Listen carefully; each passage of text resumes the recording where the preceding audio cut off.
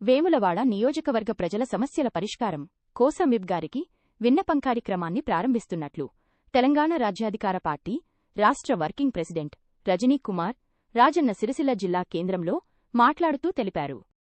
జిల్లా అధ్యక్షుడు దండు వినోద్ ఆధ్వర్యంలో క్షేత్రస్థాయి నుంచి వినతులు సేకరించి వాటిని నేరుగా ప్రభుత్వ విప్ దృష్టికి తీసుకెళ్లి పరిష్కరిస్తామన్నారు. ప్రజలు వేములవాడ సెసాఫీస్ వద్ద సంప్రదించాలని కోరారు. పుర ప్రముఖులందరూ కూడా రిక్వెస్ట్ చేస్తూ అందరూ కలిసి రావాలని మనందరూ కూడా విజ్ఞప్తి చేస్తా ఉన్నాను.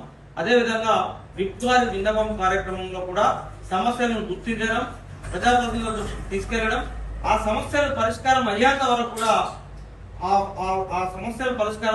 కూడా పోరాటం చేయడం ఉన్నటువంటి కార్యాచరణను తెలంగాణ రాజ్యాధికార పార్టీ తీసుకున్నది. కాబట్టి ఆ కార్యాచరణను కూడా విజయవంతం చేయాలని మా పార్టీ నాయకులకు, అదేవిధంగా ఈ పట్టణ ప్రజలందరికీ, ఈ పట్టణ ప్రముఖులందరికీ కూడా పేరు విజ్ఞప్తి చేస్తా ఉన్నాం.